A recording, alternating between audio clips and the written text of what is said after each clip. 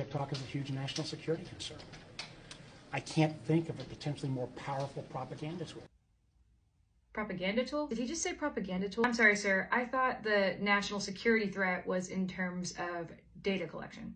Here are some fun facts. Instagram, Facebook, Google, DoorDash, and Airbnb all collect more data than TikTok. TikTok has contributed more than $24 billion to U.S. gross domestic product and more than 224,000 jobs to the U.S. economy. Mind you, as of January 15th, the United States is over $36.2 trillion in debt. There are over 1.3 million creators that operate their businesses on TikTok. In less than 24 hours, 3.4 million American citizens volunteered their data to an actual Chinese communist app in protest of their own government. TikTok is not a publicly shared company. Meta is a publicly shared company. Members of Congress who voted on the TikTok ban are invested in Meta stock.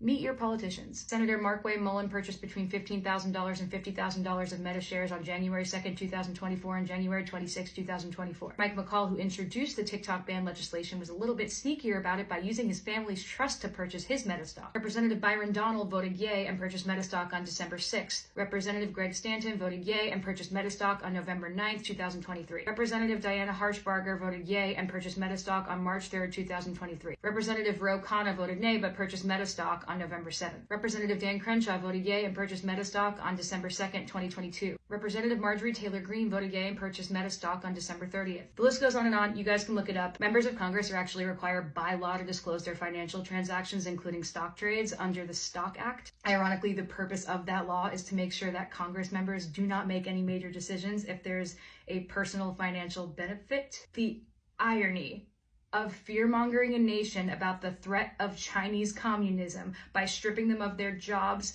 freedom of information, freedom of speech, freedom of open communication, freedom of discourse, and right to discern propaganda is wild. All while one publicly shared corporation that is notorious for controlling propaganda to literally puppeteer elections by unethically collecting our data lobbies Congress to vote on a ban to continue to monopolize where we receive all of our information. And the Congress members who voted for this monopoly were legally allowed to have shares in the stock! But it's totally normal the CIA lizard dumped $7 million into pushing this ban through because he went on Joe Rogan and talked about jujitsu. As for me, I was a broke singer-songwriter trying to make it in the music industry, and now I am one of those 1.3 million creators that can put food on the table because of TikTok. It provided me with the first equal opportunity platform to show my songs to the whole world. I didn't need to be Instagram famous. I didn't need to be some celebrity's kid. I didn't need to have a lot of money. I just needed to post a video of myself singing to my 140 followers. Thanks to TikTok, I have grown my audience to 14.7 million followers. I've accumulated over 270 million likes and billions of views on my music. I could sell tickets to my shows. I bought my first house from the money I made with my TikTok brand partnerships. My songs made it to top 10 radio because I promoted them on TikTok. I built a community of people healing from eating disorders, and with that community, I was able to stand up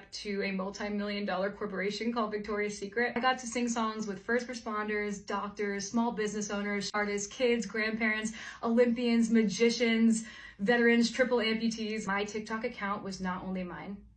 It was a place for other people's perspectives, for the kid I babysit to confront mean girls in her school. It was supposed to be something that I could show my daughter one day and be like, look, mommy made this. And you can do anything too. You can follow your dreams and you can change the world. This just feels so icky. And now I'm saying goodbye to the future that I built for my family, fair and square, with a baby on the way, so a bunch of corrupt, dirty politicians can feed their babies. Our greatest politicians could be focusing on genocide, poverty, human trafficking, homelessness. It is not about privacy or national security. It is all about control. China doesn't want to spy on people pooping while they watch a Get Ready With Me. The government doesn't even hate TikTok. In fact, most of the Congress members that voted to ban TikTok are actually on TikTok, as are all their spouses and children. What the government hates is losing money out of their own pockets. The government hates losing control of the information we receive. And most importantly, the government hates when we talk to each other.